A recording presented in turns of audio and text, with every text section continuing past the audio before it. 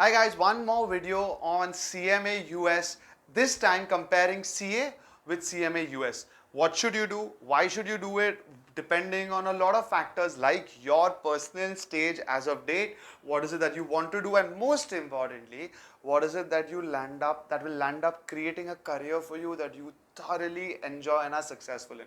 So before I get into it, a lot of you all do know that at Zell we train candidates for CMA, of course, but also for CPA US, for ACCA, for CFA, for IFRS, and for many other courses. So if at any point of time you have doubts on what should you pursue, including CMA or CA, do reach out to us. We'll help you with whether it's free counseling sessions or making you sit for our demo lectures, whatever is going to help you guys make a career decision. If this is the first time you're visiting our channel, please do subscribe. And if you're a usual follower, then A, thank you so much for following us all this time. And B, do like, comment and share so that YouTube pushes this video on other candidates like you guys who are looking for ways to build their career and need help.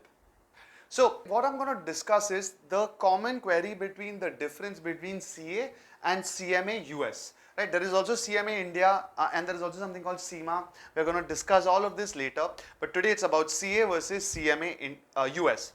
So the first question is, what's the difference between the two, right? So CA, Chartered Accounting, we all know it's the most popular course in India when it comes to Chartered Accounting.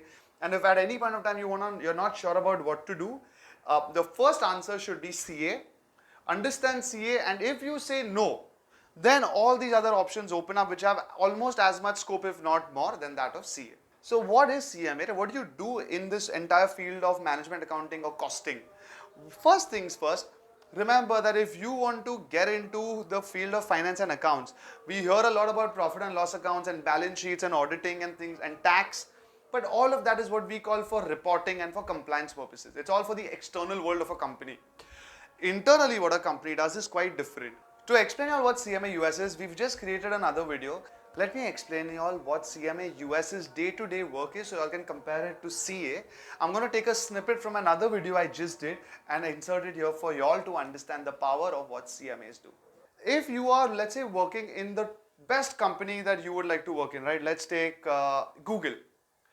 If you want to start working for Google in the field of finance and accounts, and you want to start at the bottom, but you want to rise up to the top, right? Management accounting is the best way that you do it. So what do you do, right? Let's say you're working for Google. Google has so many things, right? Google has obviously Google Search, it has Gmail, it has Google Drive, it has Google Maps, it has, like, I can go on and on. It has Android, it has YouTube, it has so much more.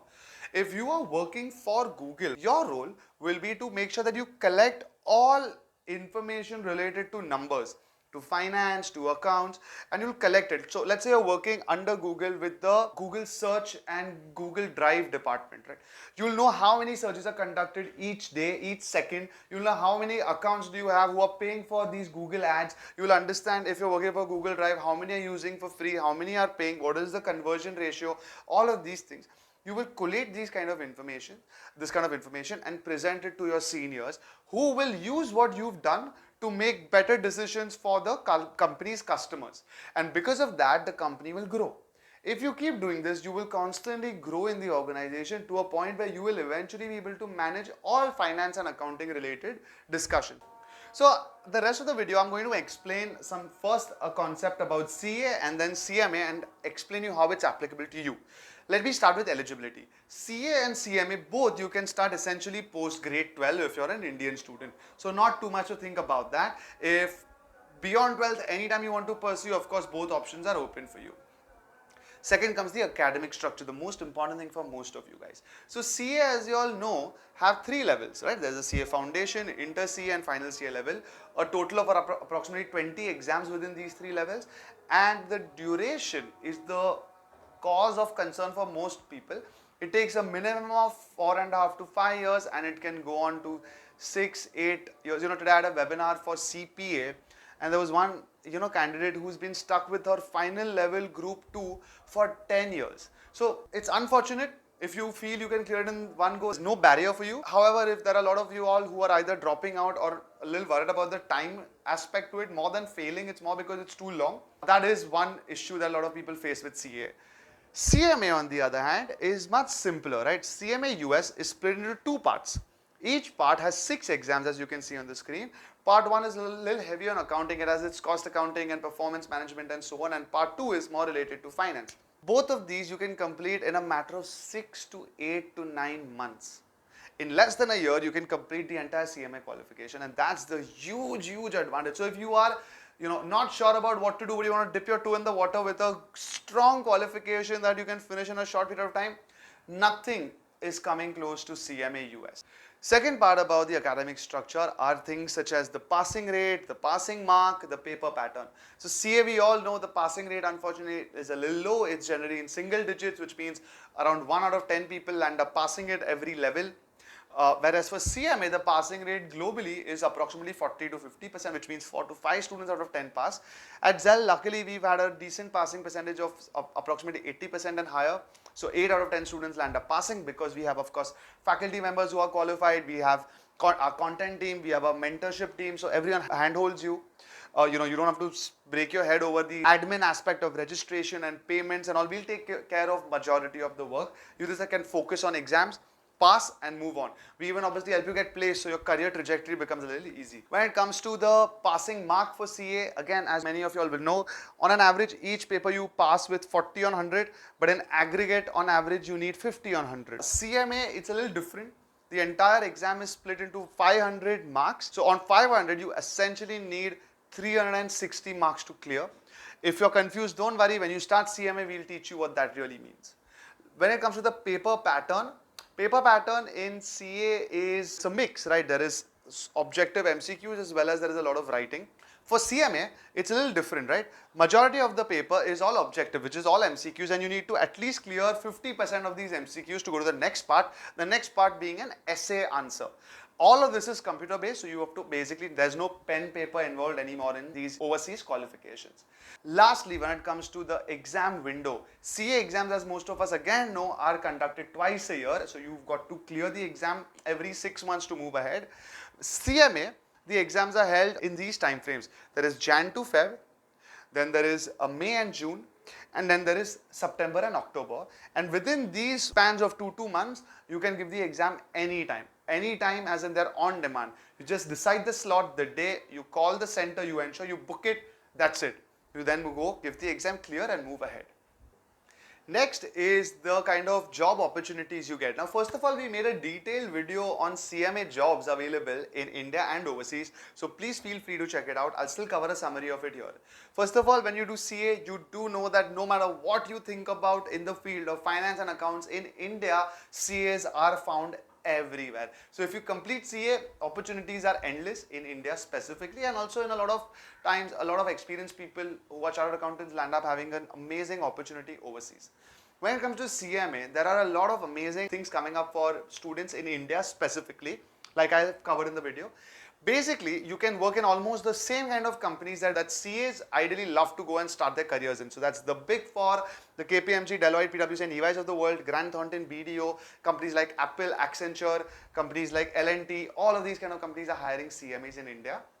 They are putting us in profiles such as risk management, finance and accounting operations, financial planning, basics like financial modeling and financial analysts, cost accounting, budgeting, pricing, a lot of these kind of options. And the kind of salary packages that a fresher CMA gets ranges between 5 to 7 lakhs, which surprisingly is similar to that of CAs. Now, of course, CAs have much more knowledge, so the scope of them to grow as well as the potential opportunity to get higher packages is also available. CMAs always have the ability to finish CMA quickly, combine it with like say a CP or even a CFA for that matter, and then look for a growth which justifies all the effort put into your studies.